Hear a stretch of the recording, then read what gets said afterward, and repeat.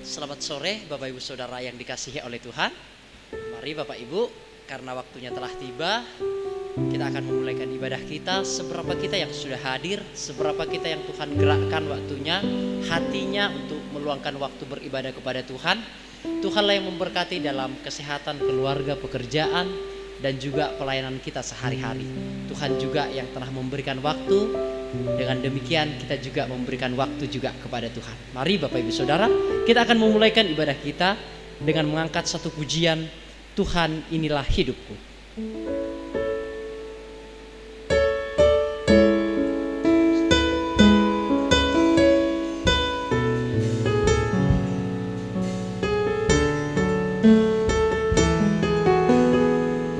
Kita akan naikkan pujian ini bersama-sama.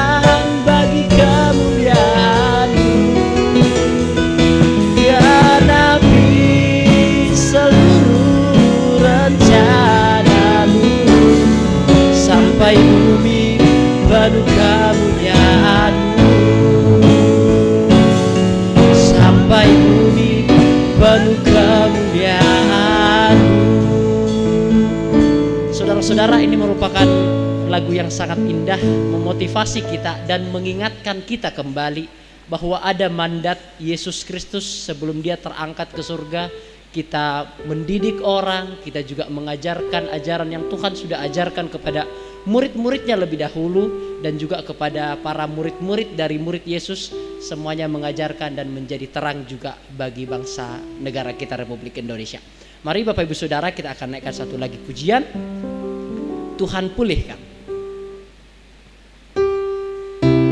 Lagunya sangat gampang Bapak Ibu, sering juga kita nyanyikan bersama-sama. Kami umat-Mu merendahkan diri, sujud dan berdoa. Kami umat-Mu rendahkan diri, sujud dan berdoa, mencari wajah-Mu, berbalik dari jalan kami yang jahat. Oleh anugerah-Mu ampunilah,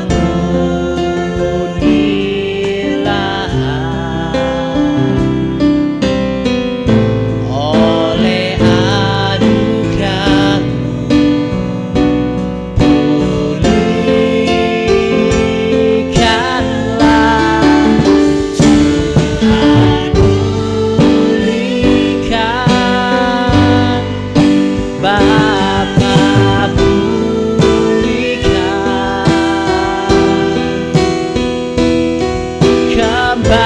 kembalikan bangsa kami kepadamu.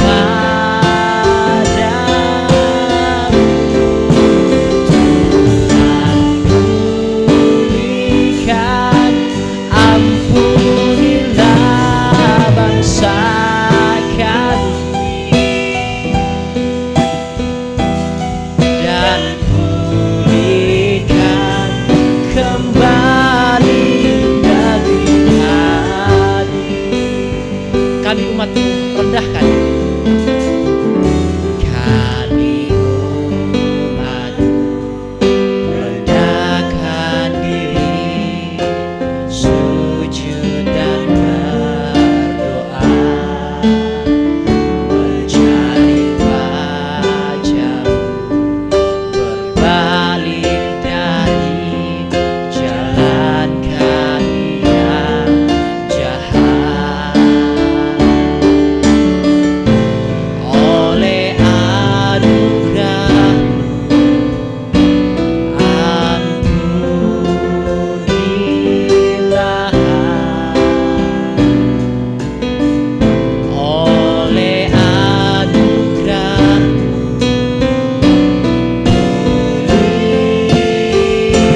pulihkanlah.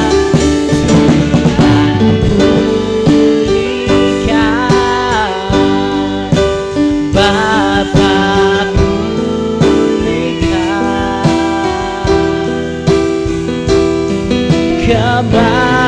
kembalikan bangsa kami kepadamu. Bapa pulihkan, ampunilah bangsa kami, dan pulihkan kembali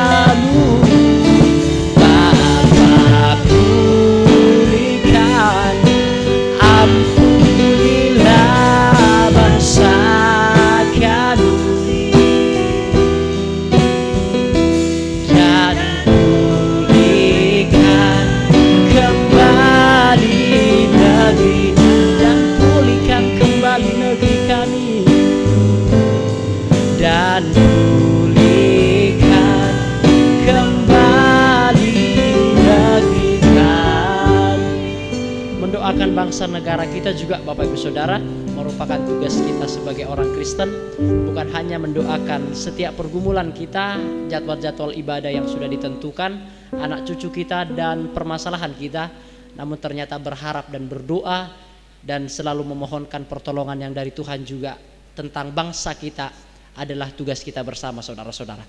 Mari kita akan mendengarkan firman Tuhan saudara sekalian. Namun alangkah baiknya kita akan menaikkan satu pujian untuk kita mendengarkan firman Tuhan dan untuk kita membedah Alkitab kita di dalam Matius pasal yang kelima ayat yang ke-13 sampai ayat yang ke-16. Kita akan bahas secara tuntas firman Tuhan tersebut. Namun sebelumnya kita akan naikkan sebuah pujian, syukur untuk setiap rencanamu dan rancanganmu yang mulia.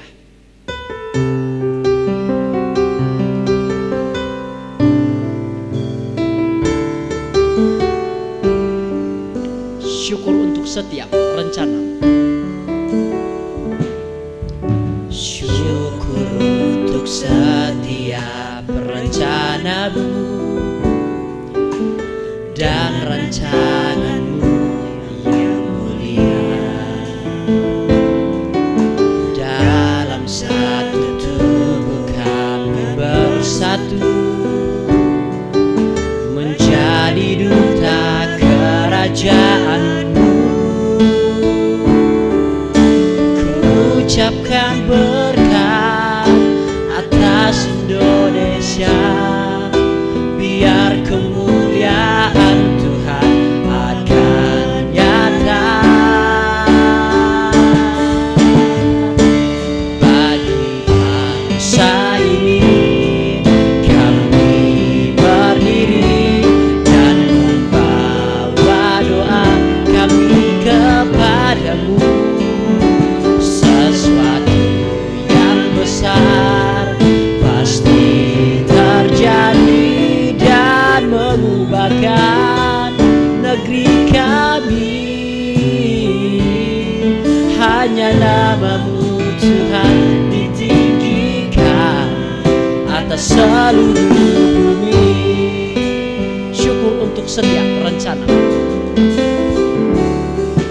Syukur untuk setiap rencanamu dan rancanganmu yang mulia.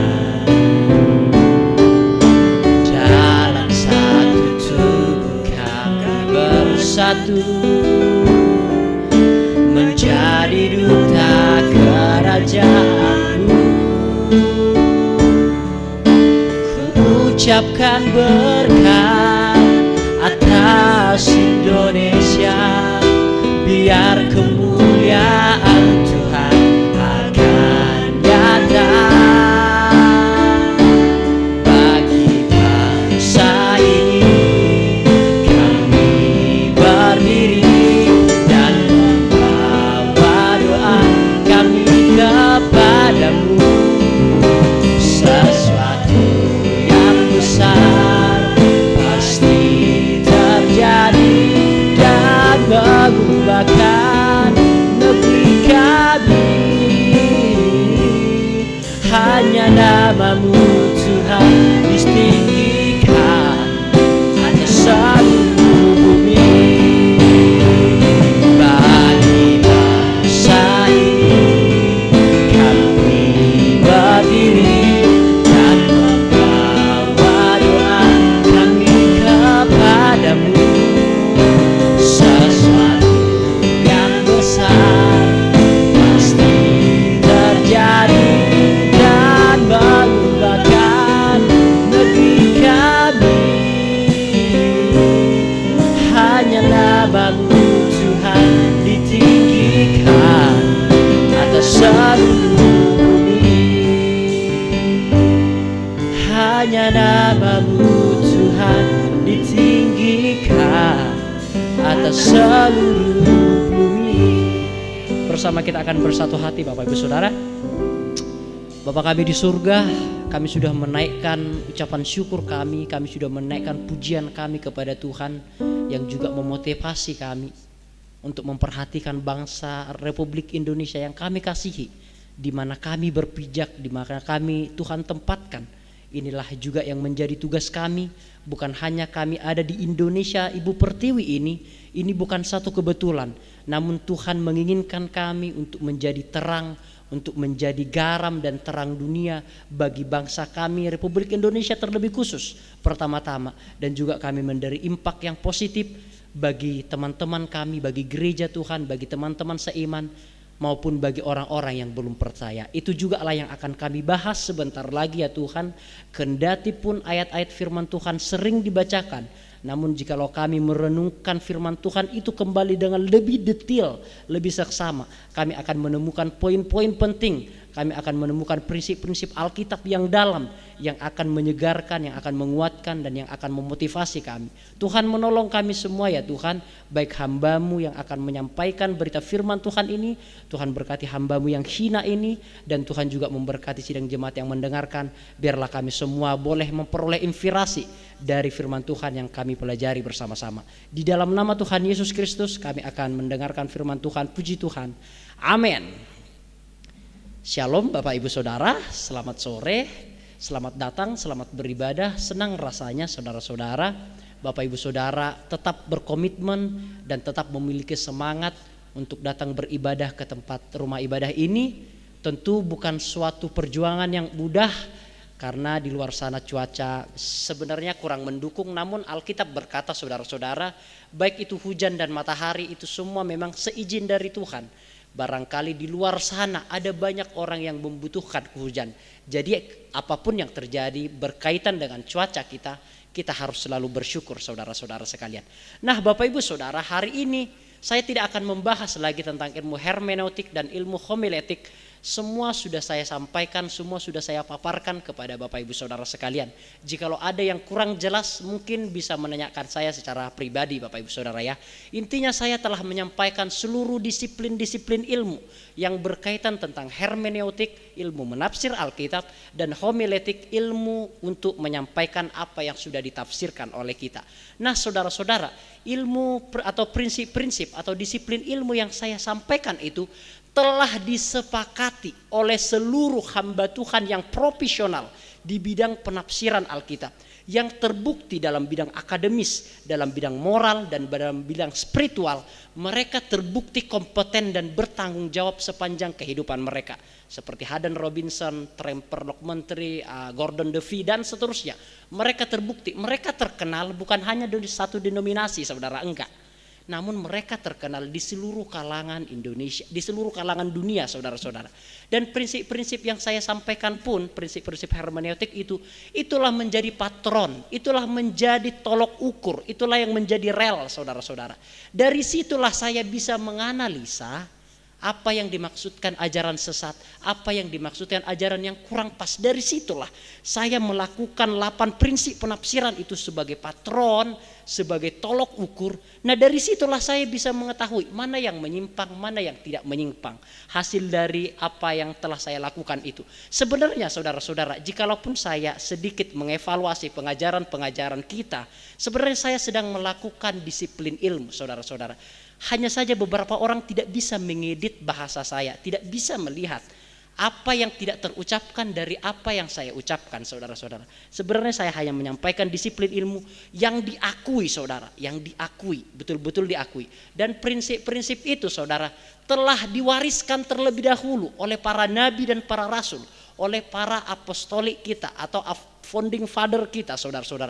Jadi prinsip-prinsip itu memang telah disepakati oleh Bapak Gereja supaya semua firman Tuhan itu tidak dimacam-macamin saudara-saudara.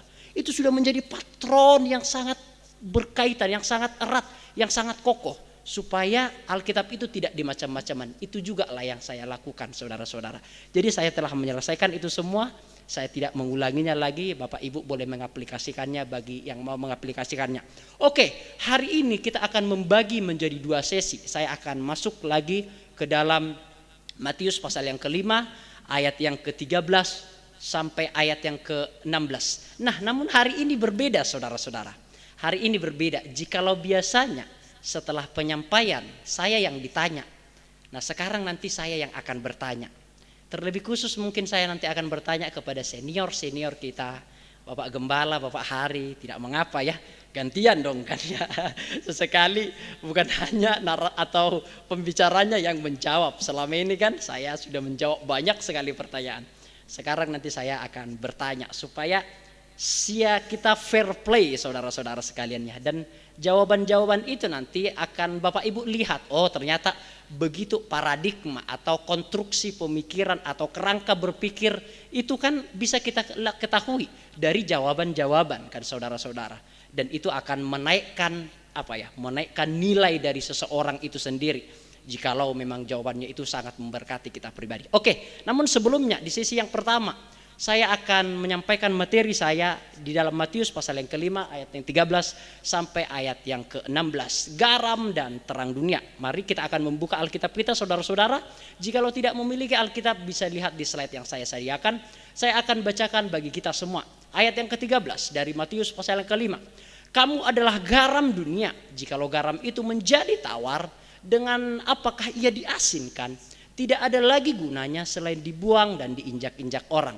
Kamu adalah terang dunia. Kota yang terletak di atas gunung tidak mungkin tersembunyi. Lagi pula orang tidak menyalakan pelita lalu meletakkannya di bawah gantang, melainkan di atas kaki dian sehingga menerangi semua orang di dalam rumah itu. Demikianlah hendaknya terangmu bercahaya di depan orang supaya mereka melihat perbuatanmu yang baik dan memuliakan Bapamu di surga. Saudara-saudara, kita mungkin sudah 100 kali membaca ayat ini. Ribuan kali bahkan jikalau mungkin kita sudah sangat-sangat senior. Namun percayalah, kalau kita membaca ayat itu lebih detail lagi, lebih serius, lebih seksama lagi, kita akan menemukan prinsip-prinsip firman Tuhan yang mungkin tidak ditemukan oleh pendeta-pendeta lain, saudara-saudara sekalian. Tadi beberapa minggu lalu Kak Olpi, Bapak Hari sudah menyampaikan, saya akan menyampaikan dari paradigma yang berbeda. Jikalau Bapak Hari dan Olpi menyampaikan bagaimana proses terjadinya garam itu, saya tidak akan mengarah ke saya. Tentu itu sangat baik, itu penting sekali. Namun saya tidak mengarah kepada proses terbentuknya garam, ada pekerjaan, ada mataharinya, ada udaranya dan lain sebagainya. Saya tidak mengarah kepada sana. Namun saya melihat dari paradigma yang berbeda untuk memahami ayat ini. Nah saudara-saudara, saya selalu mengatakan untuk memahami sebuah perikop harus melihat konteks ayat sebelum dan sesudah. Itu selalu saya tekankan, itu selalu saya pergunakan dan juga saya lakukan. Jadi jikalau kita melihat konteks Matius pasal yang kelima ayat yang ke-13 sampai yang ke-16, teks ini muncul sesudah Tuhan Yesus membicarakan tentang penganiayaan. Coba kita baca saudara ya. Matius pasal yang kelima ayat yang 10 sampai ayat yang ke-12 saya akan bacakan. Ayat 10 sampai ayat yang ke-12. Berbahagialah orang yang dianiaya oleh sebab kebenaran, karena merekalah yang empunya kerajaan surga. Berbahagialah kamu jikalau karena aku kamu dicela dan dianiaya, dan kepadamu difitnahkan segala yang jahat.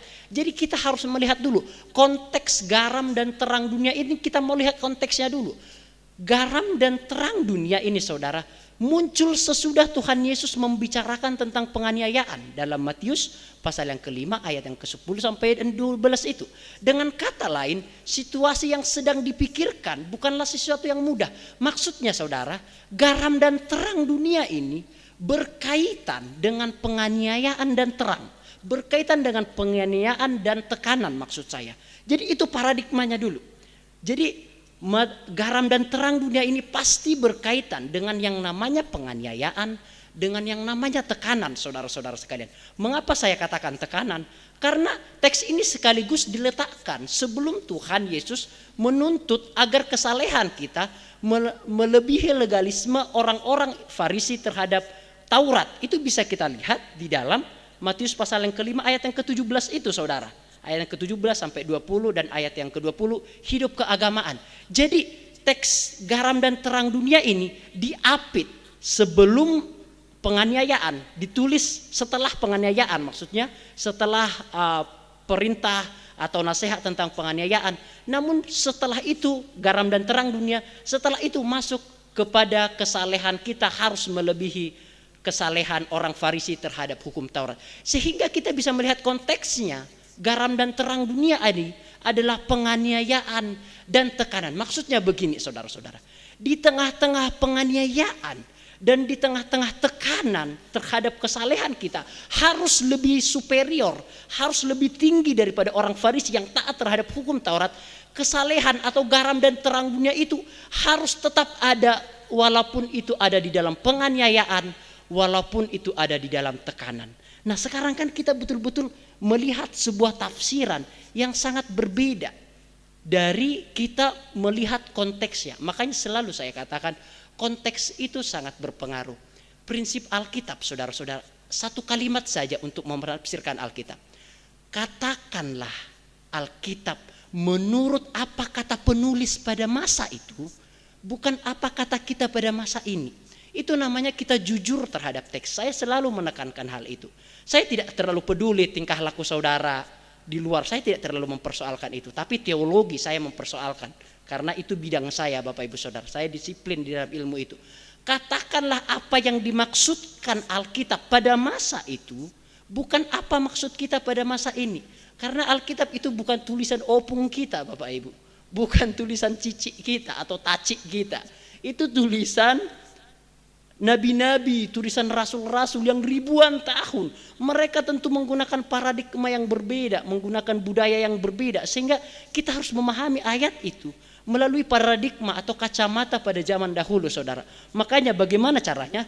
Lihat ayat sebelum dan ayat sesudah dari ayat itu. Nah, jadi saudara-saudara sekalian, kita bisa melihat bahwa konteks dari Matius pasal yang ke-5 ayat yang ke-13 sampai ayat ke-16 ini konteksnya berkaitan dengan penganiayaan dan tekanan. Maksudnya adalah di tengah-tengah tekanan pun, di tengah-tengah penganiayaan pun, kita harus menjadi garam dan terang dunia.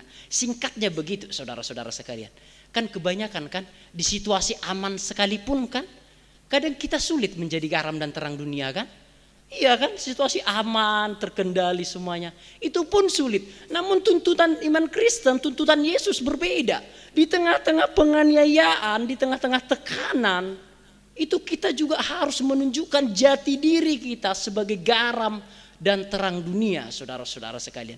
Jikalau kita melihat ayat yang ke-11 itu terlebih khusus nasihat. Bukan hanya kepada murid-murid Tuhan, namun juga kepada orang-orang banyak. Karena itu kan masih berkaitan dengan ucapan-ucapan bahagia.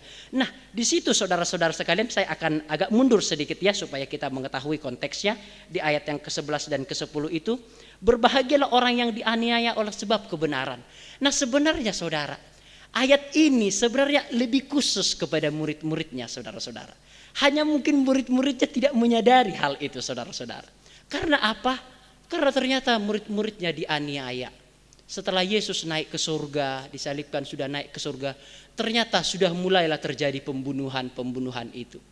Mulai dibunuh Stefanus, mulai dibunuh juga setelah Stefanus dibunuh Yakobus, saudara Yesus itu dibunuh.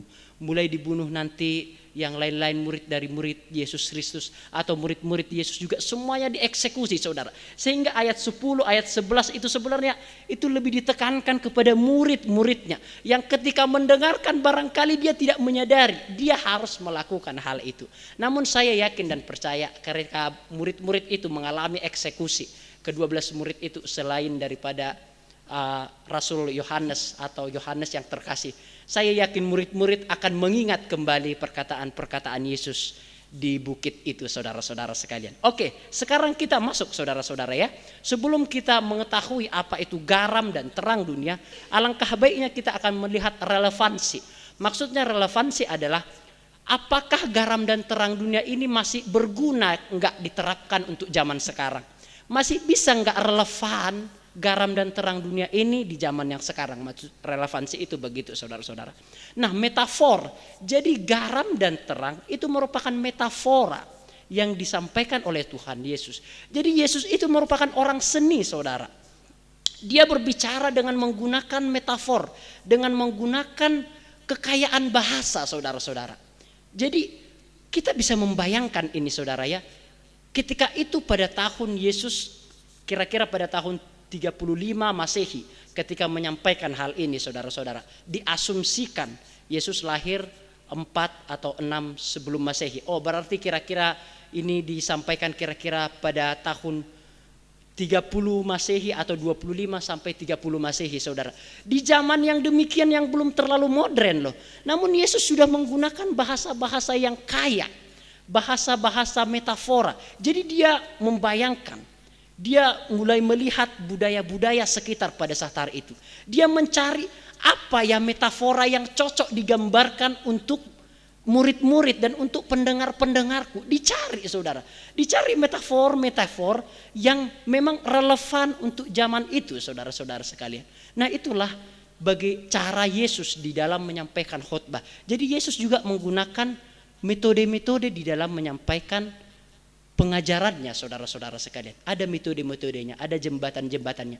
Tentu ketika Yesus berkata, kamu adalah garam dan terang dunia. Jikalau saya melanjutkannya, maksudnya kita bukan betul-betul garam secara fisik. Saudara dapat ya, saudara ya. Bukan berarti kita itu garam secara fisik. Itu hanya metafor, begitulah bahasanya. Jadi ini tidak boleh ditafsirkan secara literal kita betul-betul garam. Atau mungkin akulah pintu, kata Yesus. Benar enggak Yesus itu adalah pintu yang real seperti itu? Kan enggak kan? Itu hanyalah metafor, itu hanyalah kekayaan bahasa. Jadi supaya manusia ngerti gitu loh. Jadi bukan betul-betul realnya itu kita garam, enggak. Tapi nanti kegunaan garam itu apa, fungsi garam itu apa. Nah itu baru nanti kita tarik untuk kita sendiri. Nah kira-kira begitu cara menarik prinsip-prinsip Alkitab dari firman Tuhan, saudara-saudara. Oke, jadi metafor garam dan terang menyeratkan sesuatu yang terus-menerus diperlukan. Saya memikirkan, saudara ya, garam itu dan terang itu merupakan kebutuhan pokok loh, saudara-saudara. Iya kan, kebutuhan pokok. Tanpa terang kita mungkin akan mati, saudara-saudara. Tanpa garam pun akan banyak penyakit. Semua sudah disampaikan beberapa minggu lalu. Artinya saya maksudkan tanpa garam dan terang ini kita mati. Garam dan terang ini adalah kebutuhan pokok. Sehingga metafor garam dan terang menyeratkan sesuatu yang terus-menerus diperlukan, saudara-saudara. Literatur Yahudi kuno menyatakan secara eksplisit, maksudnya secara tertulis, bahwa manusia tidak dapat hidup tanpa garam dan tanpa terang. Berarti, saudara-saudara, jika Yesus mengilustrasikan kita atau menyatakan kepada kita untuk menjadi garam dan terang dunia, berarti kita bisa simpulkan satu pengertian yang dalam di sini. Tanpa kita berarti dunia ini hambar, saudara. Tanpa kita berarti dunia ini gelap. Kan itu kan pelajaran yang bisa kita tarik dari dalamnya kan, saudara-saudara ya. Jadi karena garam dan terang ini adalah kebutuhan pokok dan manusia tidak bisa hidup di dalamnya. Nah Tuhan Yesus berkata, kamu adalah bukan garam yang ada di dalam walito aja, enggak, tapi garam dunia. Berarti kita langsung tarik sebuah kesimpulan. Berarti tanpa garam dan terang, berarti dunia ini akan terasa hambar dan akan terasa gelap, saudara. Sehingga kitalah yang mewarnai dunia ini dan kitalah yang memberikan rasa kepada dunia ini dan kitalah yang membuat dunia ini tidak hambar, saudara-saudara. Nah itu pelajaran-pelajaran penting yang bisa kita tarik. Saya tidak akan masuk kepada aplikasinya karena ini adalah ibadah PA, sehingga hanya prinsip-prinsipnya yang akan saya sampaikan kepada Bapak Ibu Saudara sekalian. Itulah pentingnya, saudara ya. Nah, garam dan terang dunia juga berkaitan dengan identitas kita, saudara. Kita sering mendengarkan banyak orang Kristen mengatakan kan seperti ini. Pengkhotbah pun agak keliru di dalam berkhotbah. Kita harus menjadi garam dan terang dunia. Namun Yesus enggak mengatakan kita harus menjadi garam dan terang dunia loh, saudara. Enggak.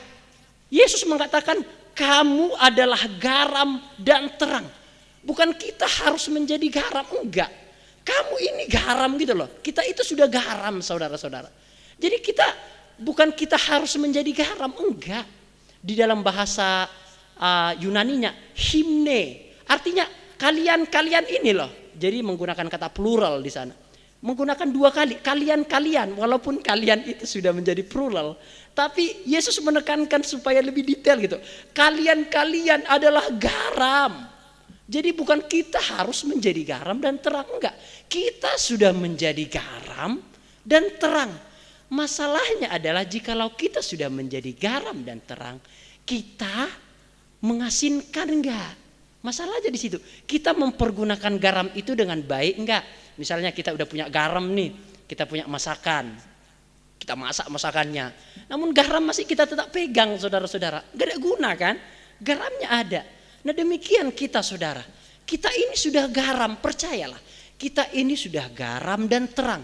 Hanya mau gak kita mengaplikasikan atau merelevansikan atau mengimplementasikan garam dan terang itu saudara kepada khalayak ramai. Hanya itu toh masalahnya saudara. Jadi identitas kita sudah menjadi garam dan terang.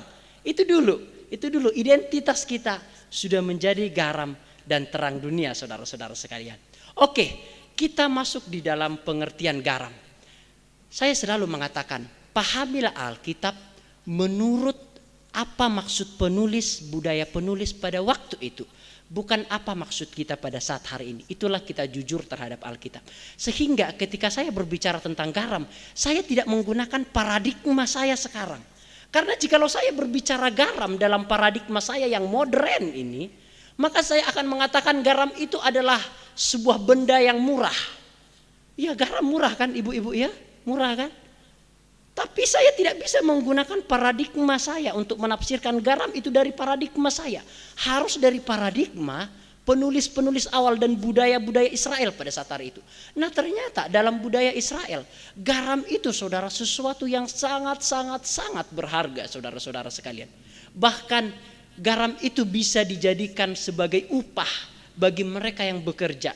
Juga sebagai barter saudara. Barter itu adalah proses pertukaran benda dengan benda atau belum menggunakan uang pada saat hari itu. Sistem barter artinya bertukar seperti itu. Mungkin sapi ditukar dengan garam, sapi ditukar dengan buah-buah. Dahulu kan kita zamannya barter seperti itu. Jadi garam juga dijadikan sebagai barter saudara. Kadang ditukarkan dengan emas, kadang ditukarkan dengan perhiasan-perhiasan, kadang ditukarkan dengan tanah saudara. Sehingga kita harus memahami garam ini adalah sesuatu yang mahal di zaman dahulu saudara. Sehingga kita bisa tarik lagi sebuah kesimpulan. Nah ternyata saudara-saudara, Yesus mengatakan kamu adalah garam. Berarti sejatinya kita adalah orang-orang yang mahal saudara. Orang-orang yang limited edition, orang-orang yang spesial saudara-saudara. Jadi Yesus enggak menggunakan sebuah metafor yang murahan pada saat hari itu. Nah itu kan pelajaran yang bisa kita ambil. Yesus enggak menggunakan kamu adalah kayu dunia, enggak. Karena kayu mungkin pada saat hari itu cukup murah kan. Kamu adalah plastik, plastik belum ada pada saat hari itu ya. Kamu adalah apa ya? Anggur dunia, enggak. Jadi Yesus menggunakan metafor yang memang cocok dan relevan dan bernilai. Sehingga ketika orang memahaminya kita juga banyak diberkati saudara. Jadi mahal. Sebenarnya kita ini mahal saudara-saudara sekalian. Mahal. Jikalau kita tidak mahal Bapak Ibu. Untuk apa Kristus rela mati ke dunia. Rela turun ke dunia dan menyerahkan dirinya. Percaya enggak? Kan kita kan seringkali aku ini enggak berguna. Kan gitu-gitu kan seringkali kan. Percaya enggak? Ketika kita mengatakan itu kita sedang menghina Tuhan. Kita ini mahal. Saya selalu mengatakan kepada anak-anak yang di sekolah. Kalau kamu pun kurang pinter, ingat loh kamu ini mahal, kamu ini spesial. Anak-anak kita juga demikian Bapak Ibu. Saya betul-betul tekun menjadi seorang pendidik Bapak Ibu. Jadi sebodoh-bodohnya anak harus diapresiasi Bapak Ibu. Tidak ada anak itu yang bodoh, benar. Hanya saja bidangnya itu harus tepat Bapak Ibu. Kita tidak bisa mengukur ikan di dalam memanjat pohon Bapak Ibu Saudara, enggak. Kita tidak bisa mengukur monyet berenang, enggak bisa saudara-saudara. Bagi ikan monggo diukur untuk berenang. Jangan ikan dipaksa untuk memanjat pohon, jangan monyet dipaksa untuk berenang, enggak cocok saudara-saudara. Jadi pada hakikatnya kita semua ini adalah orang-orang yang spesial saudara. Jangan menganggap diri tidak spesial, jangan menganggap diri murahan, jangan menganggap diri enggak berguna apa-apa. Yo apaan sih kan gitu kan. Kita ini berguna, kita adalah garam dan terang dunia. Kita bernilai Bapak Ibu Saudara ya, kita bernilai dan kita sangat mahal. Kita harus menghargai ciptaan Tuhan juga dalam diri kita. Saya juga agak sedikit bergeser Bapak Ibu ya. Kita bisa melihatnya itu kita sangat bernilai dan berharga ketika Tuhan menciptakan segala sesuatunya kan. Tuhan pertama menciptakan terang, setelah itu Tuhan menciptakan cakrawala, setelah itu Tuhan menciptakan tumbuh-tumbuhan, setelah itu Tuhan menciptakan benda-benda penerang, Tuhan menciptakan binatang-binatang yang ada di laut, di udara, setelah itu Tuhan menciptakan binatang-binatang di darat, Setelah itu saudara-saudara, baru Tuhan menciptakan manusia. Biasanya semuanya itu Tuhan ciptakan jadi langsung. Namun ketika manusia enggak, dalam Kejadian pasal yang pertama ayat yang ke-26. Marilah kita menjadikan manusia menurut peta dan teladan kita, menurut gambar dan rupa Allah, imago Dei. Bahasa Latinnya saudara-saudara, gambar dan rupa Allah. Sehingga kita bisa dikatakan duplikat atau fotokopinya Tuhan, saudara. Bagaimana mungkin kita adalah duplikat dan fotokopinya Tuhan, sifat-sifat Tuhan ada di dalam kita, kita mengatakan diri kita enggak berharga. Kita berharga Bapak Ibu ya. Saya juga pernah mengatakan demikian dalam kehidupan saya, serius. Ketika saya mungkin SMA gitu, sering menjadi, karena papa kan hamba Tuhan, jadi anaknya kok nakal gitu ya. Papanya hamba Tuhan, anaknya kerjaannya balapan, bertengkar, tawuran gitu kan. Saya pikir-pikir, ya memang walaupun orang itu nakal, saudara, ternyata masih ada kok sih kebaikan-kebaikan, maksudnya penyesalan itu. Apa gunanya ya aku hidup yo kok jadi bahan sandungan mungkin, atau enggak berguna bagi orang tua gitu. Namun ternyata Tuhan baik. Tuhan memanggil dengan cara yang luar biasa, sehingga sekarang tidak lagi orang tua stres begitu. Biasanya orang tua saya cukup stres menghadapi saya, saudara-saudara. Stresnya bukan karena nakalnya, enggak. Namun anak ini masih hidup atau enggak ya? Lo serius saudara. Mamaku itu terlebih khusus. Kalau papa saya cuek aja gitu, namanya laki-laki. Pulang bonyok-bonyok udah biasa lah pikir. Tapi mamaku itu, anakku ini yang satu ini masih hidup atau enggak ya? Atau udah ditangkap polisi, atau gimana, udah dipukul, udah dibacok atau apa gitu. Saya pernah ditusuk saudara. Jadi itu mungkin dulu saya menganggap diri tidak berguna saudara-saudara sekalian. Namun Tuhan mengubahkan dengan cara yang luar biasa.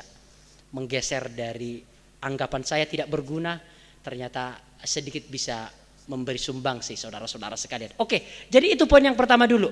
Dipahami ayat-ayat Alkitab itu menurut presuposisi dari penulis awal Alkitab, bukan menurut presuposisi atau paradigma kita saudara-saudara. Jadi garam itu mahal. Oke, kita akan masuk saudara-saudara ya.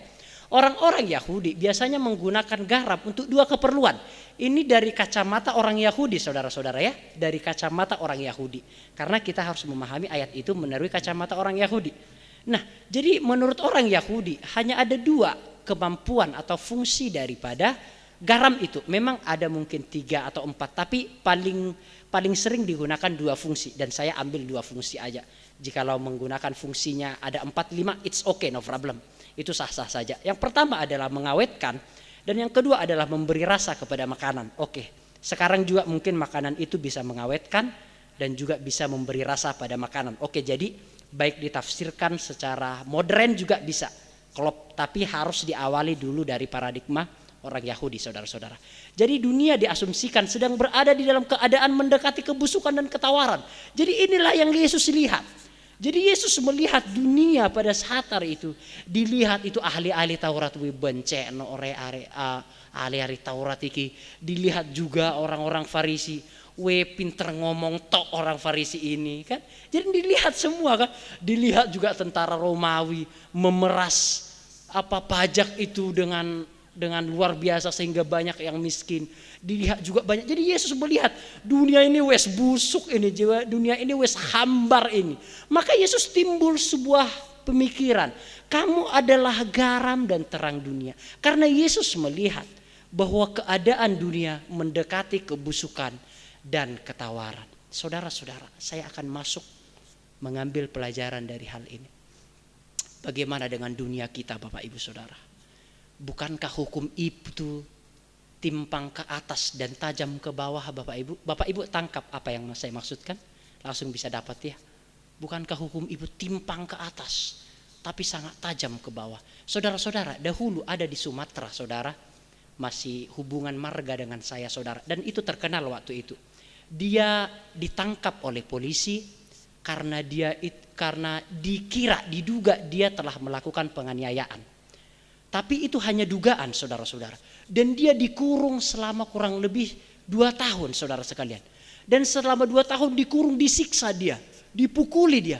Namun setelah keluar saudara-saudara, terbukti ternyata diusut-usut ada pengacara. Bukan dia ternyata pelakunya saudara-saudara. Bapak Ibu tahu ketika disuruh banding saudara-saudara, tidak mau pengadilan saudara-saudara. Pengadilan negeri tidak, pengadilan kepolisian tidak mau. Dan apa? Diminta ganti rugi nggak mau saudara. Ini fakta. Bapak Ibu bisa googling sekarang nggak apa-apa. Itu ada orang Batak, jikalau saya tidak salah, dia marga Samosir saudara-saudara sekalian. Ada 2 orang mereka. Bukankah itu sebuah hukum yang sangat timpang saudara? Betul-betul tajam ke bawah. Tidak mau bertanggung jawab. Ada orang yang berkata, orang yang sangat mengerti hukum adalah orang yang paling berpotensi untuk menginjak-injak hukum. Orang yang paling tahu hukum adalah orang yang paling berpotensi untuk bermain-main di hukum saudara-saudara. Saya mengatakan ini untuk bangsa negara kita karena kalian juga kata sudah menyanyikan semua ini.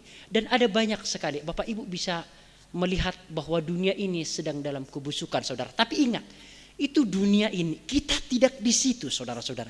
Itu harus selalu di dalam menafsirkan Alkitab pun gitu. Jikalau ada teguran-teguran yang keras, itu memang khusus hanya kepada mereka. Kita tidak di situ. Kita harus berangkat dari situ. Jadi ketika melihat ayat-ayat Alkitab pun, jadi ada mungkin yang dikutuk, ya kita bukan bagian dari yang dikutuk itu. Kita harus melihat dari bagian yang positifnya yang diselamatkan seperti itu. Jadi ketika dunia ini sedang ada di dalam kekacauan, kita juga telah melihat kan sekarang kan, ini bukan politik loh saudara ya, tapi di dalam pembicaraan itu juga harus relevan dengan keadaan-keadaan yang sekarang. Kan saya sudah sampaikan kan di dalam ilmu berkhotbah, dalam menyampaikan materi harus relevan dengan keadaan yang booming sekarang. Kita bisa melihat dari polisi yang menembak polisi itu. Kita tanya aja saudara-saudara, jikalau dia adalah orang biasa saudara, 2 hari selesai itu. Iya kan? 2 hari selesai itu. Namun jikalau ia adalah jenderal di atas jenderal, maka beginilah keadaannya sampai sekarang saudara-saudara sekalian. Ya jadi kita itulah kegunaan. Jadi dunia memang sedang dalam kebusukan, sedang dalam ketawaran dan lain sebagainya. Ada mengatakan kasih itu dingin, kasih itu tidak ada dan seterusnya. Nah, di tengah-tengah dunia yang sudah mulai busuk ini dan semuanya ini, kok kira-kira agak sedikit kasar ya. Iya, tapi begitulah faktanya. Di tengah-tengah dunia yang amburadul ini dan ketawaran ini, disitulah fungsi kita Bapak Ibu Saudara. Itu maksudnya Yesus. Kamu itulah fungsinya. Dan juga garam itu kan kecil kan saudara ya. Garam itu kan kecil kan? Kecil sekali. Namun dia bisa memberi rasa. Saya contohkan garam itu saudara di musik. Saya akan mengambil contoh di musik. Sehebat-hebatnya musik saudara-saudara, jikalau Bapak Ibu tahu musik, ada piano, piano 1, piano 2, ada gitar 1, gitar 2, ada drum elektrik, drum akustik, ada saksofon, ada biola, semuanya lengkap, semuanya orkestra apa itu, semuanya. Tapi kalau bassnya nggak ada Bapak Ibu Saudara, garing. Benar Pak Hari ya? Ya, garing. Jadi bass itu jikalau di musik dia seperti garam Bapak Ibu Saudara. Walaupun semua lengkap musiknya, bassnya itu pergi pulang, nggak akan enak lagu itu. Mungkin Bapak Ibu mendengarkan biasa-biasa, tapi bagi telinga yang peka itu keriting telinganya. Aduh, jangan pokoknya nggak enak begitu perasaannya. Nah begitulah garam saudara. Bass itu walaupun sendiri dia, tapi dia memberi rasa. Nah garam juga demikian. Walaupun kecil namun dialah yang memberi rasa kepada makanan. Seenak apapun makanan Bapak Ibu, engkau masukkan itu bahan-bahan apapun itu semuanya tercampur aduk, semuanya lah itu. Tapi engkau masukkan garam, semuanya akan terasa hambar. Demikian kita saudara. Kendati pun kita kan orang-orang kecil kan di Lumajang kan, minoritas juga nggak apa-apa. Namun kitalah yang menjadi garam itu saudara-saudara sekalian. Oke ya, saya akan masuk lagi. Sebagai garam,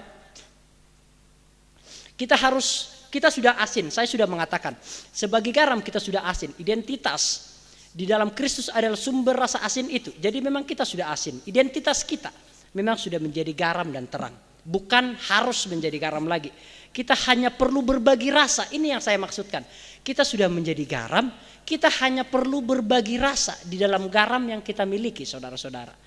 Kepada dunia sambil menjaga diri agar tetap menjadi asin. Karena nanti kan ada garam yang akan hambar, saudara-saudara ya. Jadi kita hanya mau berbagi asin saja, saudara-saudara.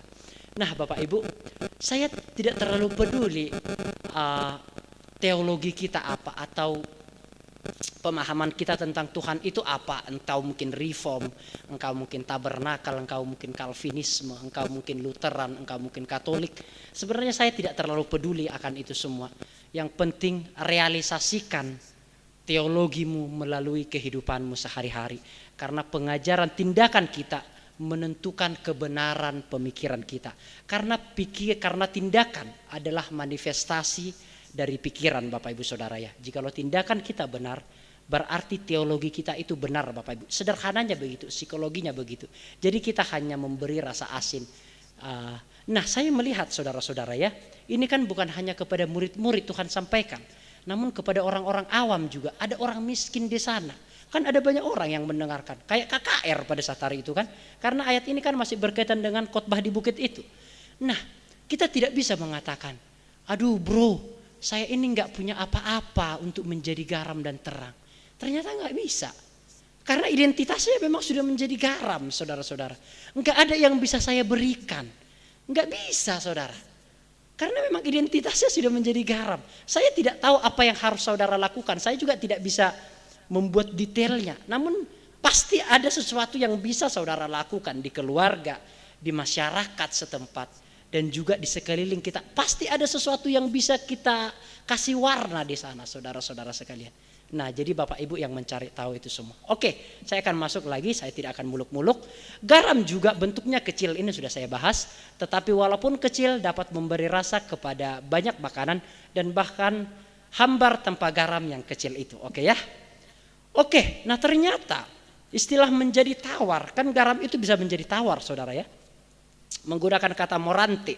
Secara harafiah, secara literal, harafiah itu artinya literal, itu lebih kepada menjadi bodoh, saudara-saudara. Dan ini terjemahan aslinya ya, ini terjemahan aslinya. Karena kata dasar moraino mengandung arti menjadi atau menunjukkan diri bodoh. Nanti kita bisa akan baca di dalam 1 Korintus 1 ayat yang ke-20, Roma pasal yang pertama ayat yang ke-22. Maksudnya artinya begini, adalah sebuah kebodohan apabila sebuah benda disebut garam tetapi benda itu tidak memiliki rasa asin di dalamnya. Jadi adalah sebuah kebodohan. Sebenarnya Yesus mengatakan demikian. Jikalau garam itu menjadi tawar, itu akan hambar. Maksudnya Yesus mengatakan adalah sebuah kebodohan jikalau kamu loh udah garam nih, bukan harus menjadi garam, kamu udah garam tapi enggak memberi rasa kepada dunia, enggak mau berbagi garam, berbagi rasa asin kepada dunia. Jadi tawar itu, nah ini saya melihat dari paradigma yang berbeda. Bisa tawar itu karena diri orang itu, saudara. Garam itu bisa menjadi tawar, kita itu bisa menjadi tawar. Itu dari diri kita pribadi. Kalau saya menggunakan bahasa aslinya, itu dari kebodohan diri kita sendiri, saudara sekalian. Ya, jika saya menggunakan bahasa aslinya. Jadi saya tidak akan masuk ke dalamnya. Yang penting saya sampaikan, ya, garam itu bisa menjadi tawar itu karena kebodohan. Saya tidak akan masuk di sana karena saya menganggap kita bukan garam yang menjadi tawar. Nah, saya masuk di hal-hal yang itu. Kita bukan garam yang menjadi tawar, saya yakin kita garam yang memberikan rasa. Amin, Bapak Ibu Saudara ya. Oke, saya akan masuk kembali kepada terang dunia. Ya, saya akan masuk kepada terang dunia, saudara-saudara ya. Saya sudah selesaikan garam, bahwa garam itu fungsinya dua, yaitu memberi rasa dan untuk mengawetkan. Berarti kita harus memberi rasa kepada dunia yang hambar dan juga memberi rasa kepada makanan dan mengawetkan kasih kita kepada sesama kita dan memberi rasa kepada sesama kita. Oke, sekarang saya masuk kepada terang dunia. Saya akan bacakan kembali ya. Di ayat yang ke-14, kamu adalah terang dunia, kota yang terletak di atas gunung tidak mungkin tersembunyi. Lagi pula orang tidak menyalakan pelita lalu meletakkannya di bawah gantang, melainkan di atas kaki dian sehingga menerangi semua orang di dalam rumah itu. Oke, jadi metafora ini sepintas membingungkan. Ini boleh dijawab, saudara ya. Dalam Injil yang lain disebutkan bahwa terang dunia adalah Yesus Kristus sendiri. Bisa Bapak Ibu lihat di dalam Yohanes 8:12, 9 ayat 5, Yohanes 12 ayat yang ke-35. Bukan para pengikutnya. Nah, kan di sini kan Yesus mengatakan, kamu adalah terang dunia kan? Nah, Sepintas ini membingungkan karena di ayat-ayat lain dikatakan bahwa Yesuslah terang dunia. Nah, bagaimana penyelesaiannya ini saudara-saudara? Kan kita kan sering membaca ayat itu kan, tapi kita lupa detail-detail yang itu. Bagaimana penyelesaiannya? Kan membingungkan kan? Yesus kan terang dunia nih. Namun di sini yang dikatakan terang dunia itu bukan Yesus, tapi kita.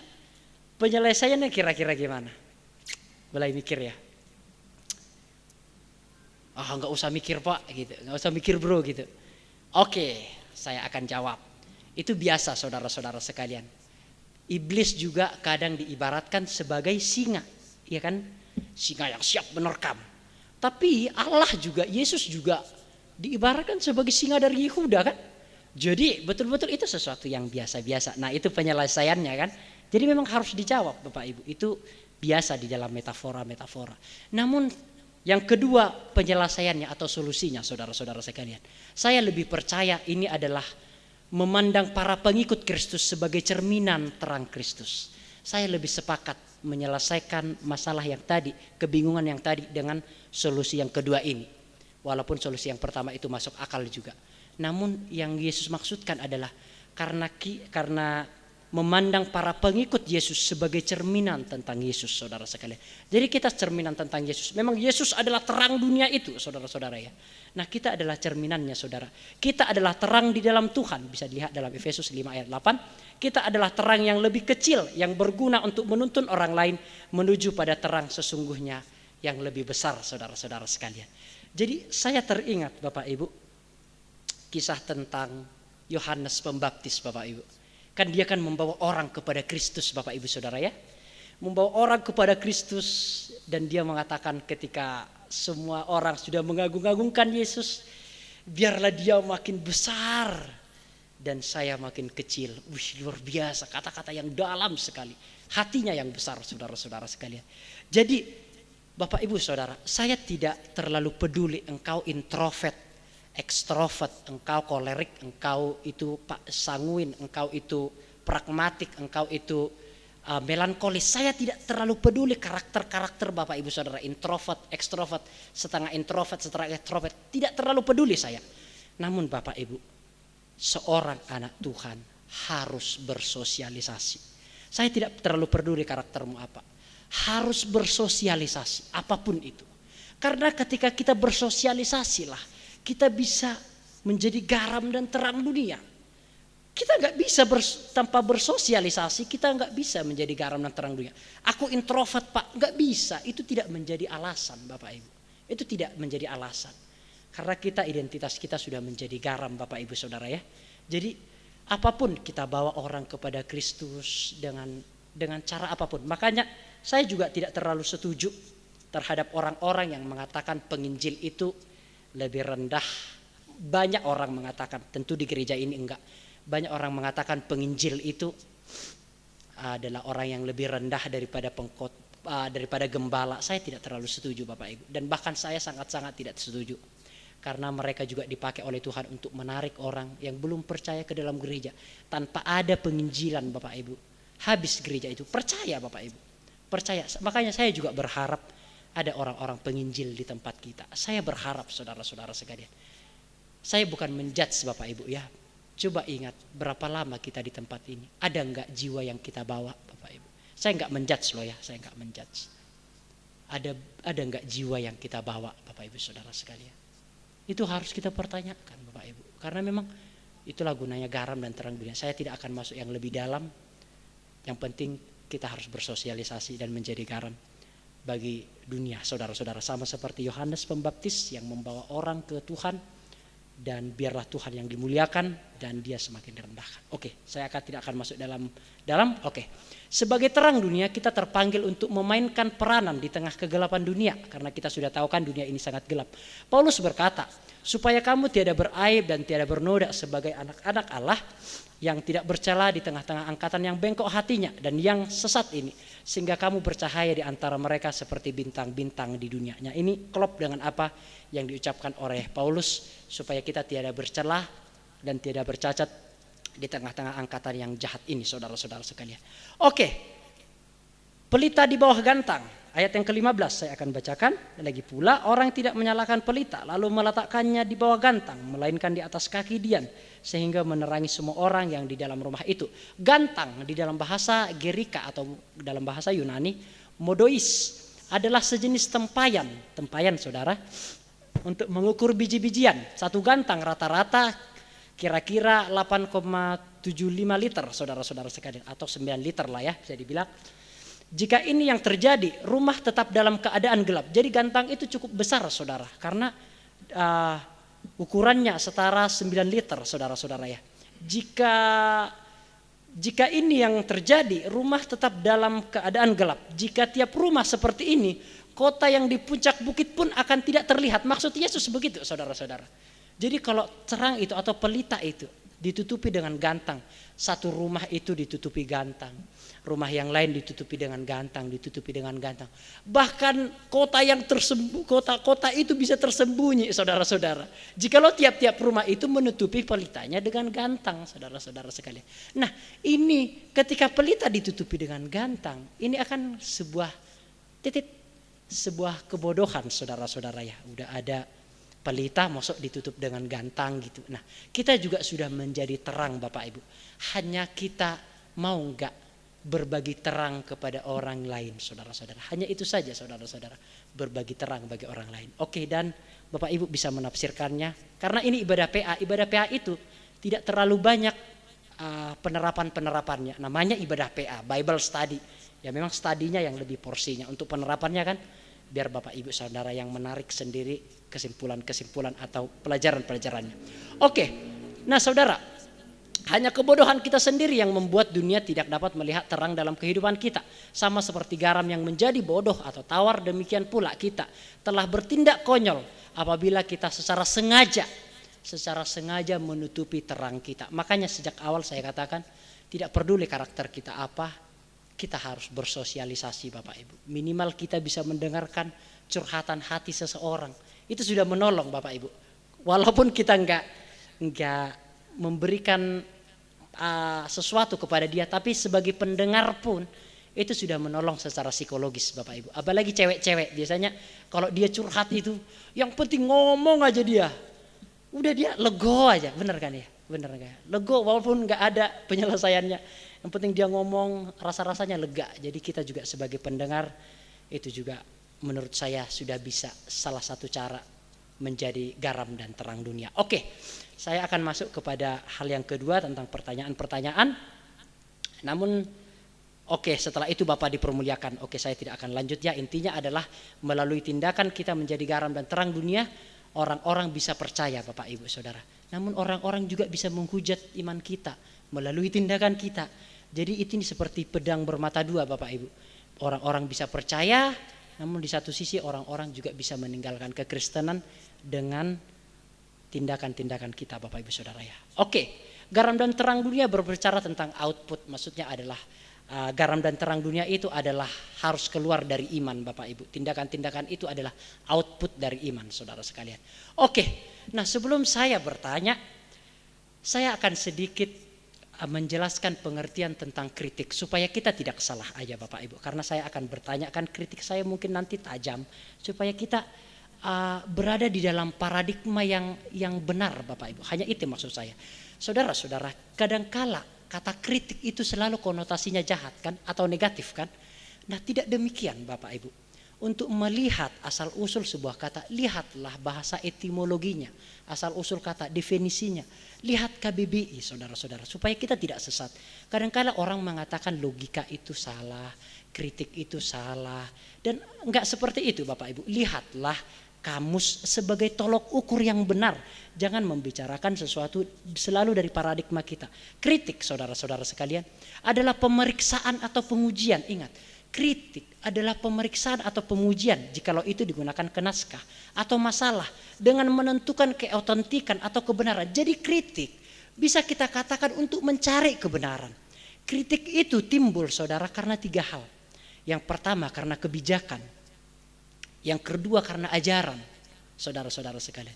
Yang ketiga karena setelah kebijakan, setelah pengajaran, setelah kebijakan, tindakan, saudara-saudara sekalian. Nah, dengan ketiga hal inilah maka kritik itu muncul. Misalnya, kebijakan pemerintah salah, dikritik seperti itu. Itu wajar. Jikalau tindakannya salah, dikritik, itu wajar saudara-saudara sekalian. Pengajarannya mungkin sedikit kurang pas, dikritik, itu wajar. Jadi, kritik pada hakikatnya adalah mencoba mencari kebenaran, Bapak Ibu. Mencoba mencari kebenaran yang otentik, yang absolutely, saudara-saudara sekalian, yang absolut. Kebenaran yang absolut itu kebenaran yang nyata. Misalnya 1+1 2 itu kebenaran absolut. Matahari terbit dari timur itu kebenaran absolut. Nah, gunanya kritik itu adalah itu, mencari kebenaran. Harus berangkat dari ini dulu, saudara-saudara sekalian. Yang kedua, saudara, kalau kita melihat kamus, ini dari kamus Alkitab ya, dari KBBI, kritik adalah kecaman atau tanggapan, kadang-kadang disertai uraian dan pertimbangan, baik buruk terhadap suatu hasil karya. Nah, kritik akan sedikit mengecam jikalau memang kebijakannya itu salah. Jikalau memang keputusannya itu salah, maka kritik itu kadangkala akan disertai dengan kecaman. Namun ingat saudara ya, kritik tidak ada hubungannya dengan etika. Ini penting sekali. Mungkin Bapak Ibu belum setuju, nggak apa-apa, saya akan jelaskan Bapak Ibu. Kritik itu adalah bahasa pikiran Bapak Ibu Saudara. Kritik itu bahasa pikiran, suara pikiran. Tapi etika adalah bahasa tubuh atau etilek itu bahasa tubuh saudara. Jadi pikiran itu nggak boleh disetir, kritik itu nggak boleh disetir dengan etika. Jikalau kritik itu disetir oleh etika, maka kritik itu tidak akan menjadi absolut, tidak objektif bahasa kerennya. Karena kritik itu harus keluar setajam mungkin. Setajam kritik, absolut akan terasa lebih benar jikalau kritik itu semakin tajam. Semakin tajam kritiknya, semakin absolut, semakin objektif itu kritik saudara. Jadi kritik itu harus keluar secara tajam untuk mencapai kebenaran saudara-saudara sekalian. Jadi kritik tidak ada hubungan dengan etika pada hakikatnya. Walaupun nanti kritik disampaikan dengan etilek, bukan dengan etika. Nanti akan saya sampaikan. Namun yang pertama, kritik itu saudara, itu tidak pernah menyerang pribadi. Harus sampai di sini. Enggak ada hubungan kritik dengan penyerangan pribadi. Enggak ada. Hanya kita aja yang tidak mampu mengedit bahasa. Makanya saya katakan kan, kritik itu ada karena ada kebijakan, karena ada pengajaran, karena ada tindakan saudara. Jadi yang diuji oleh kritik yaitu tindakan, pengajaran, dan juga kebijakan-kebijakan itu saudara-saudara. Jadi itulah gunanya kritik. Kritik tidak akan mungkin menyerang pribadi, enggak mungkin. Karena kritik itu menguji tindakan. Nah, harus berangkat dari ini dulu. Kebanyakan ketika saya mencoba mengkritik pengajaran tabernakel, orang tidak bisa mengedit bahasa saya. Tidak bisa pada level yang seperti ini. Saudara-saudara, di kampus kami Bapak Ibu, kita biasa bantah-bantahan dengan dosen Pak. Sampai naik suaranya, tinggi suaranya. Namun setelah kita bantah-bantahan, kita turun ke lantai 1, kita ketawa ngakak-ngakak. Kita guling-guling, kita salaman, kita pelukan. Tanya itu Olpi. Saya biasa bantah-bantahan dengan Olpi di kampus. Namun kami tidak mencampurkan antara kritik dengan menyerang pribadi. Kita betul-betul profesional. Jadi kita harus dewasa secara akademis dan dewasa secara rohani saudara-saudara. Nah, kita harus sampai kepada metode ini. Jikalau saya pun nanti bertanya tentang pengajaran tabernakel, ingat, kritik itu objektif Bapak Ibu Saudara sekalian. Itu yang akan saya sampaikan kepada Bapak Ibu, harus sampai kepada tahap itu. Jadi kritik tidak ada hubungannya dengan penyerangan pribadi saudara-saudara sekalian ya. Itu hanya untuk mencari kebenaran dan seterusnya. Oke, sebuah disiplin ilmu komprehensif. Oke, saya tidak akan masuk. Saya coba akan bertanya, nggak apa-apa ya? Nggak apa-apa Om ya? Saya akan bertanya kepada Bapak. Biasanya begitu. Oke. Pertama kepada senior-senior, nggak usah kan, ini kan bidang studi kan. Kepada Bapak Yance. Bapak Yance kan pernah berkata, kalau imam-imam itu di dalam ibadah doa kalau nggak salah. Imam-imam itu harus setia dalam 3 ibadah pokok.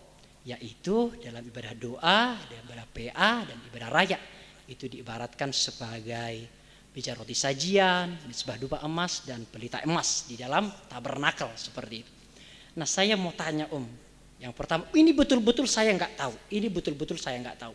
Saya perlu belajar juga dari banyak hal. Saya mau tanya Om, yang pertama, mengapa peraturan itu tidak pernah disampaikan oleh Rasul Paulus kepada jemaat Roma, Korintus, Galatia, Efesus, Filipi, Kolose, Tesalonika. Jikalau peraturan itu merupakan pakem dan harus dilakukan oleh para imam-imam yang melayani, mengapa itu tidak dilakukan oleh Paulus kepada jemaat-jemaat? Karena di jemaat-jemaat itu juga ada penatua-penatua, dan bahkan ada Titus di sana, ada Timotius di sana, kan begitu kan? Ada juga Erastus di sana. Itu kan semua mereka adalah penatua-penatua. Nah, jikalau itu merupakan sebuah pakem yang harus dilakukan oleh para imam-imam yang melayani, bahkan Rasul Paulus tidak pernah memerintahkan ibadah itu dilakukan 3 kali di dalam ibadah-ibadah jemaat-jemaat itu yang ada. Nah, itu yang pertama yang saya ingin tanyakan. Yang kedua adalah bagaimana dengan gereja-gereja Tuhan yang tidak melakukan 3 ibadah pokok? Kita pernah pelayanan di Tuban, bro ya, tidak ada 3 ibadah pokok. Saya mungkin salah di dalam memahami kalimatnya waktu itu. Apakah jikalau tidak melakukan itu tidak sempurna? Karena kan ada ruang suci di sana, kan begitu kan? Nah, apakah seolah-olah gereja yang tidak melakukan atau imam-imam yang tidak setia dalam 3 ibadah pokok itu akhirnya nanti mereka tidak sempurna seperti itu? Monggo Om, yang pertama tadi, mengapa Rasul Paulus tidak mengatakan atau tidak bahkan memberi peraturan imam-imam itu atau pelayan-pelayan itu dalam jemaat-jemaat yang dilayani? Yang kedua, bagaimana dengan nasib gereja-gereja yang tidak melakukan 3 ibadah pokok itu? Oke. Jadi kan supaya kita saling mengisi seperti itu. Kalau Rasul Paulus itu tidak pernah berbicara soal itu bukan berarti Rasul Paulus tidak mengerti hal itu atau tidak mengajarkan hal itu. Itu kita harus sadari. Oleh karena cara penyampaian seseorang itu bisa beda atau bisa lain, tidak tersurat, tidak terkatakan, tetapi tersirat. Oke. Ya, jadi itu yang pertama. Dan kalau di dalam ibadah yang sesungguhnya menurut Tabernakel ya, yaitu memang suatu fatwa, suatu pendapat bahwa seorang imam itu ya tempatnya ya di dalam pelayanan.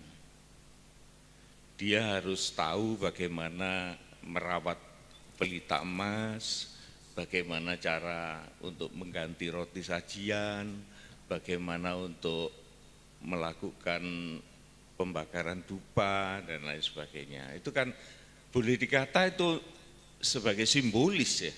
Tetapi di dalam simbolis itu, sesimbolis-simbolisnya itu adalah firman Tuhan yang harus kita perhatikan gitu. Saya pribadi tidak kaku memahami itu untuk harus begitu. Tetapi saya harus mengatakan begitu. Oleh karena hal itu saya anggap tidak ada salahnya. Nah, sekarang kalau kita tanya, kenapa kamu mesti gitu loh? Siapa yang bilang mesti? Tapi saya katakan idealnya begitu. Kan ibadah itu semakin banyak kita melakukan ibadah intensif, maka hal itu akan menghasilkan sesuatu yang baik.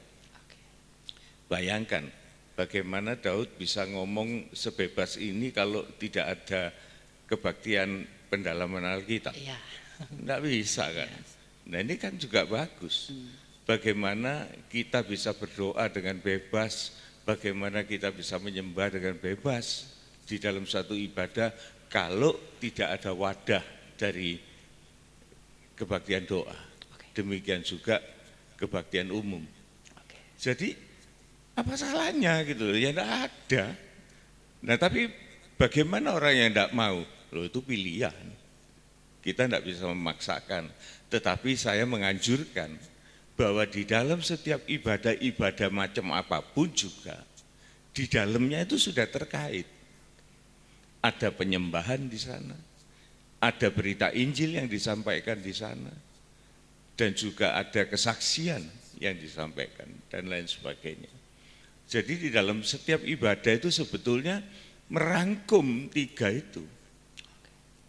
Nah, tapi dalam pengajaran tabernakel itu, supaya orang itu lebih mudah memahami dan praktis tidak akan lupa mengingat bahwa di dalam pelayanan itu seorang imam harus cakap, dia harus pandai, dia harus mengerti, dia harus lebih dari umat yang biasa.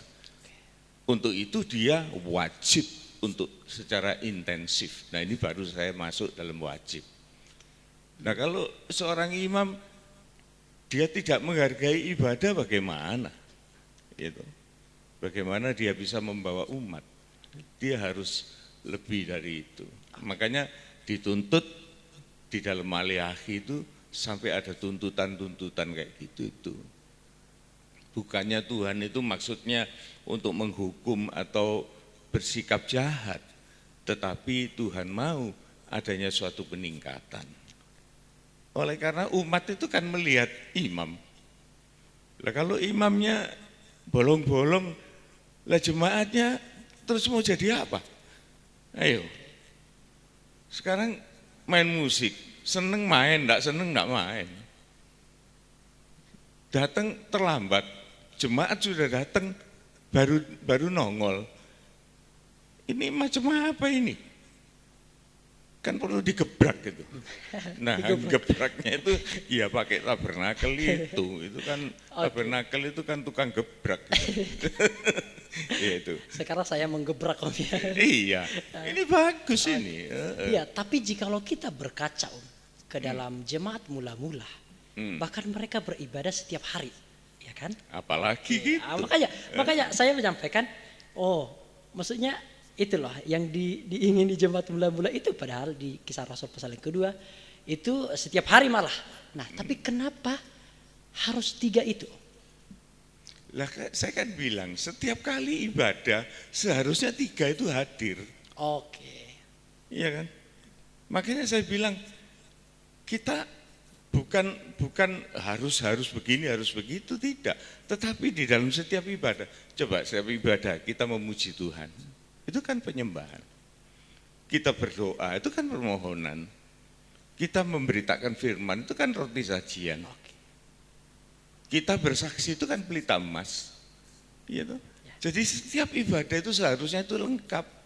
Objek itu harus, 3-3-nya itu harus nampak. Tetapi kalau mau intensif, nah ini kan kita berbicara tentang imam ini sekarang. Ya harus lain sih, harus beda ya. Imam adalah imam, tidak bisa imam bersikap seperti awam ya. Oke, siap. Itu. Oke, berarti dari sini kan ini kan selalu saya sampaikan, kritik itu memang tajam, tapi selalu motivasi kritik itu adalah mencari kebenaran. Jadi nggak usah sanksi, saudara. Ya, kritik itu adalah kritis. Kritis itu adalah jalan pikiran. Justru kalau orang itu tidak pernah kritik, orang itu tidak pernah mikir, itu bahaya. Ya, toh? Jadi nggih tapi mboten kepanggih lah itu kan celaka ya. Jadi lebih baik kritis tanya. Jadi kita harus berangkat dari paradigma itu, karena kita tahu paradigmanya Om langsung kerangka berpikirnya. Ternyata ini bukan peraturan universal kan begitu kan? Iya. Ya, ini jadi kita tahu kan selama ini kan kita tahu pengajaran tabernakel kan selalu ya kalau nggak gitu nggak sempurna kan gitu kan, akhirnya banyak orang yang merasa tersakiti. Itu saja maksud saya. Oke, saya akan berangkat kepada Bapak Pendeta Mudahari. Gak apa-apa Pak, santai aja, nggak susah-susah kok. Suatu ketika saya pernah mendengarkan, ingat ya, kritik itu harus disampaikan tajam, nggak pernah menyerang pribadi. Berangkat dari presuposisi itu dulu. Jikalau saya tidak salah boleh dikoreksi Pak ya. Bapak pernah berkata tidak ada kebenaran di luar Alkitab.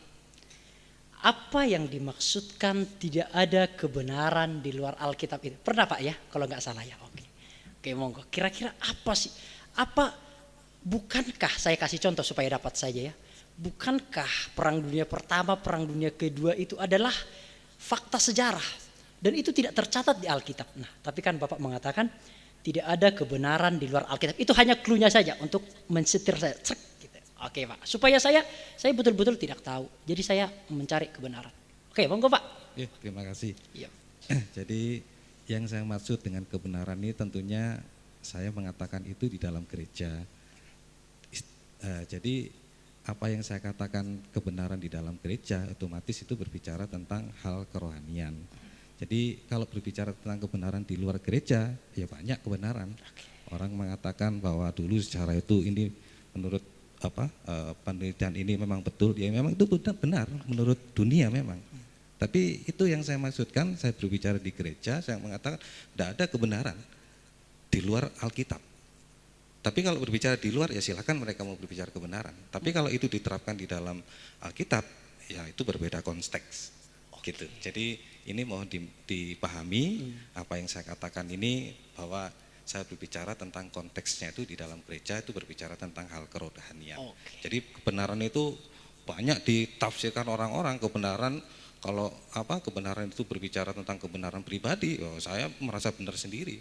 Tapi cocokkan dengan Alkitab. Apa sama di dalam Alkitab? Kalau tidak sesuai dengan Alkitab tentang kerohanian itu berarti bukan kebenaran. Jadi itu yang saya maksudkan hal itu. Jadi mohon dipahami tentang apa yang saya maksudkan. Iya kan ini kan dapat semua. Tidak apa? Iya. Justru tadi makanya, dikatakan Bapak Gembala tadi pemikiran itu kritik itu berdasarkan dengan pemikiran. Iya. Iya. Berpikir, tidak ada pemikiran ya itu tadi orang tidak berpikir. Jadi berarti. maksud saya adalah saya selalu terapkan. Ketika orang berbicara, saya selalu seperti orang awam, Bapak Ibu. Jadi jangan sampai nanti ini kan sampai orang awam nanti misalnya dia adalah seorang ahli arkeologi kan. Ketika berbicara seperti itu, waduh kan gitu kan. Jadi mungkin seorang psikologi. Mungkin Pak maksud saya adalah mungkin saya agak sedikit mengetahui apa yang ada dalam isi hati Bapak. Tidak ada kebenaran yang menyelamatkan di luar Alkitab gitu Pak ya. Ya. Nah kan dapat kan. Jadi ini kalau enggak dilakukan secara diskusi tidak akan menemukan prinsip yang sedalam ini. Jadi memang tidak ada kebenaran yang menyelamatkan di luar Alkitab. Tapi ada banyak kebenaran historis, ada banyak kebenaran teologis, ada banyak kebenaran psikologis, dan ada banyak kebenaran moral di luar Alkitab. Namun tidak menyelamatkan. Setuju Pak ya? Iya kira-kira setuju ya. Namun saya masuk ke hal yang lebih dalam Pak. Karena kebenaran itu tidak ada kebenaran yang menyelamatkan. Untuk memahami kebenaran yang menyelamatkan ini, bisa enggak hanya dengan menggunakan Alkitab? Untuk memahami kebenaran yang menyelamatkan ini, tentu ada kebenaran-kebenaran sejarah kan. Untuk memahami kebenaran yang menyelamatkan ini, hanya menggunakan Alkitab itu kira-kira bisa enggak Pak? Begini, jadi di dalam Tuhan memilih tadi kembali kepada imam-imam, imam-imam kan dipakai sesuai dengan karunia. Makanya juga di dalam gereja ada seorang pendeta. Ya. Jadi sekali lagi orang tidak bisa memahami kebenaran karena itu tadi kalau tidak ada yang menjelaskan secara apa yang di dalam Alkitab, seringkali ya kebenaran ditafsirkan sendiri-sendiri. Kan juga Daud pernah mengatakan kalau ditafsir dengan kayak begini-begini tidak bisa. Itu kan pernah disampaikan situ. Makanya di sini pentingnya seorang gembala, pentingnya seorang imam, pentingnya seorang hamba Tuhan untuk bisa menyampaikan tentang kebenaran itu sendiri. Nah, seringkali juga begitu, makanya sebagai contoh juga tentunya kalau Bezalel ini orang yang pintar dan aholiab. Tapi kalau dia tanpa ada yang mengajarkan seperti Musa dia melihat apa yang dilihat di dalam surga dibuka pada waktu itu. Dan dia kemudian mengajarkan kepada Aholiab dan Bezalel. Tentu Bezalel itu maksudnya begini, maksudnya begitu. Jadi tidak bisa memahami pengertiannya sendiri Bezalel dan Aholiab. Tentu ada Musa yang menjelaskan dan menerangkan hal itu. Jadi sekali lagi ya tadi orang tidak bisa memahami tentang keselamatan tanpa ada bimbingan dan pendidikan dari seorang gembala atau hamba Tuhan atau imam-imam yang dipakai. Kan gini kan enak saudara ya. Jadi walaupun tajam kritik itu, tapi dari situ kita langsung bisa mengetahui paradigma atau kerangka berpikir dari orang tersebut kan. Jadi kita sama-sama diberkati. Jadi enggak usah sanksi saudara. Itu yang ingin saya wariskan. Di kampus bantah-bantahan dengan dosennya biasa. Tapi setelah itu kita pelukan gitu. Jadi kita nggak mencampur adukan antara kritik dengan serangan pribadi. Itu betul-betul dewasa secara rohani dan secara akademis. Oke, kita selesai hari ini ya, karena waktunya sudah selesai. Tuhan memberkati kita semua, biarlah firman Tuhan yang saya sampaikan tadi memberkati kita semuanya. Yuk kita akan naikkan satu pujian. Lagu yang nomor 2. Lagu yang pertama Kak Olvi, lagu yang pertama. Tuhan inilah hidupku.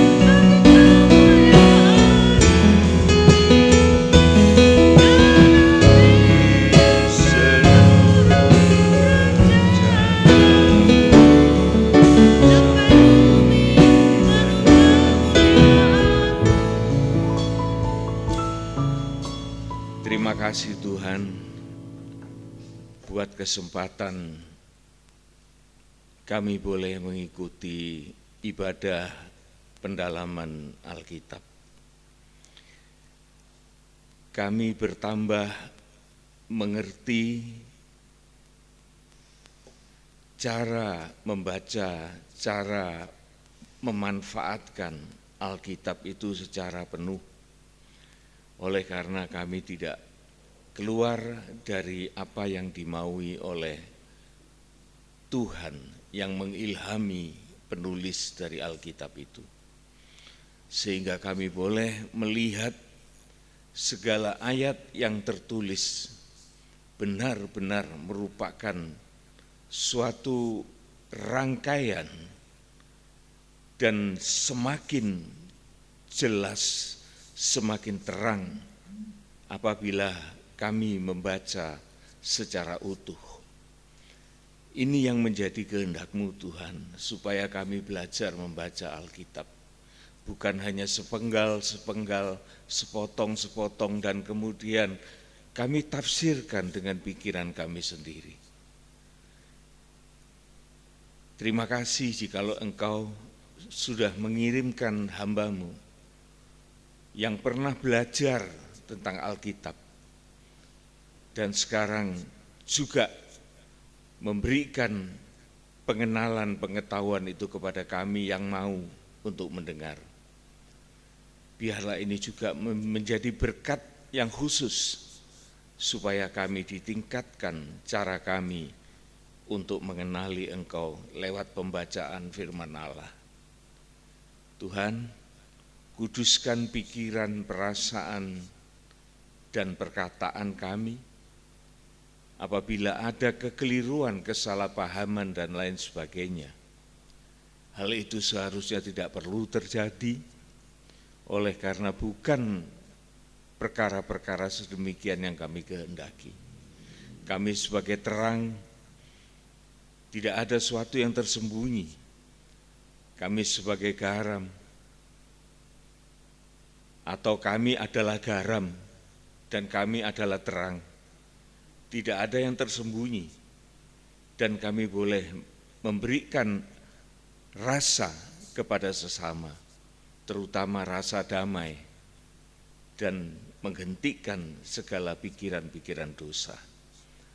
Inilah yang Kau kehendaki Tuhan di dalam kehidupan kami. Sekalipun kami hanya sebagai suatu reflektor dari terang itu, kami sendiri tidak akan bisa menyinarkan sesuatu apabila Engkau tidak ada di dalam kami. Oleh sebab itu, kuduskan kami, supaya terang itu boleh memancar dari kehidupan kami, semakin jauh, semakin luas. Inilah Tuhan permohonan kami saat ini. Saudara-saudaraku yang dikasihi oleh Tuhan, sekarang terimalah segala berkat anugerah, kasih sayang, damai sejahtera, keselamatan yang kekal, sukacita surgawi akan menyertai kehidupan kita mulai dari saat ini sampai Maranatha Tuhan Yesus datang kembali. Pulanglah beserta dengan segala berkat ini, dan kami juga berdoa bagi jemaat yang tidak sempat hadir tetapi sempat mendengar melalui streaming, live streaming, dan Tuhan juga memberkati mereka sebagaimana Tuhan memberkati kami tempat ini.